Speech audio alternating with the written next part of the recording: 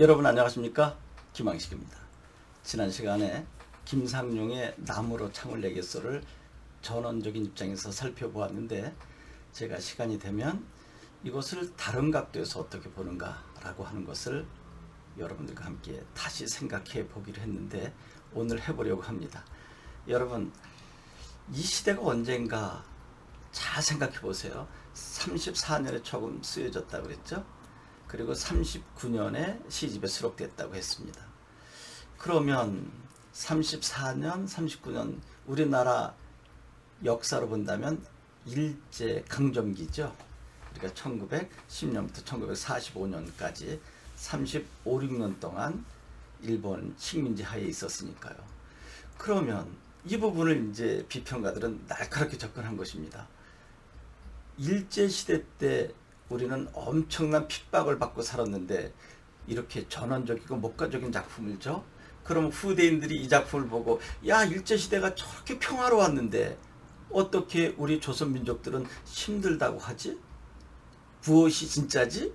라고 하는 경우가 있었다고 합니다.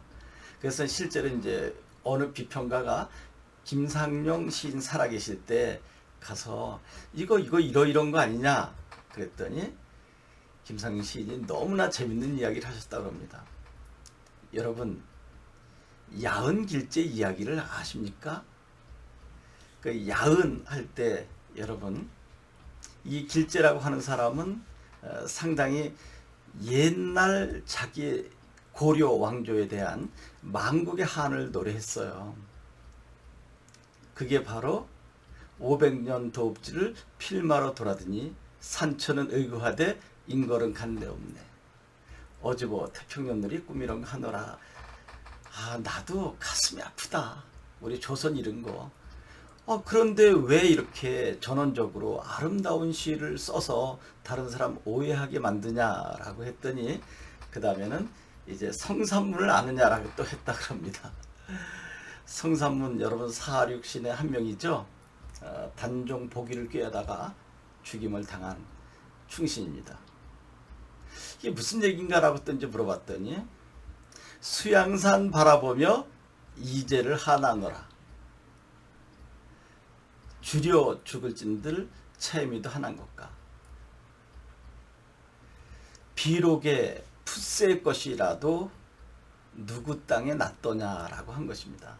이것은 이제 백이와 숙제가 상당한 충신이었죠.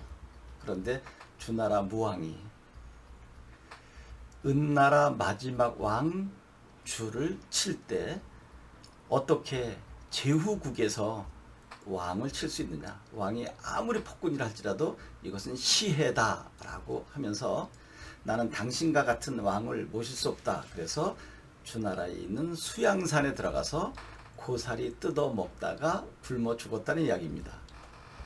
그러니까 성산문은 이제 무슨 이야기 한 건가요? 나는 그 주나라, 그것도 결국 주나라 무왕이 있는 땅 아니냐. 네가 아무리 거기서 은거한다 할지라도 그걸 왜 뜯어먹고 있냐라고 이제 그 얘기를 이제 한 거죠. 그러면 그게 바로 김상용 시인 당신의 이야기 아니냐? 맞잖아요, 여러분. 지금 김상용 시인은 일제 치하에 살기보다 저 산속에 들어가서 아무도 없는 곳에 가서 풀뿌리라도 뜯어 먹으면서 있겠다. 그게 이제 바로 강냉이라고 하는 부분이었죠. 그럼 결국 백이숙제가 저 산속에 들어가 뜯어 먹는 것도 결국 주나라 무왕의 땅인데, 그럼 식민지 하에서 산속에 들어가서 옥수수, 강냉이, 농사져 따먹는 것도 결국 일제 식민지 하의 통치하 아니냐라고 반문했더니, 맞다. 나 그런 마음이다 라고 했다고 합니다. 그러니까 한쪽에서는 너 정말 친일한 거 아냐? 일제 치하에 뭐가 그렇게 좋다고 행복해? 라고 부정적으로 접근할 때쯤 김상용 시인은 나 정말 야은 길제처럼 조국 고려 생각하는 것처럼 그렇게 가슴 아파. 그리고 성산문의 그 시조와 같은 그런 마음이야 라고 했다고 합니다. 야, 참 깊이가 있네. 어느 것이 진실인지 잘 모르겠습니다. 그리고 어느 것이 진정으로 일제에 저항하는 것이 잘 모르겠습니다. 여러분, 이 부분을 도대체 어떻게 접근해야 할까요? 이렇게 보면 이렇고 저렇게 보면 저렇고, 요즘 모든 문제들이 다 그렇죠. 어떠한 사안이 여러분 앞에 있을 때 어떤 사람은 이렇게 바라보고 또 어떤 사람은 저렇게 바라보고, 그래서 우리는 말로는 균형 잡힌 시각이다라고 하지만 나의 입장이 이제 다른 사람의 입장에서 보면 편협된 시각일 수도 있다라고 하는 거죠. 그리고 이제 또 하나 문제 삼은 것은 맨 마지막에 왜 사냐건 우찌요라고 한 부분이 있죠. 그것은 사실 200의 산중문답에 나와 있는 구절이죠. 왜 사냐건 그렇게 묻는다고 하면 아무 대답도 하지 않으니 마음이 저절로 편안해지는구나 라고 하는 구절에서 따온 것 아니냐. 여러분, 따올 수 있죠. 뭐 얼마든지 인용할 수 있지 않나요? 근데 이제 그것은 너무나 인용을 해서 표절에 가깝다라고 하는 것인데, 이것도 시각의 차입니다. 어떤 사람은 좋은 구절을 인용할 수도 있지만 또 어떤 사람은 그거 남의 꽃 훔쳐온 것 아니냐, 도둑질 아니냐라고 했을 때 참 자유롭지 못합니다.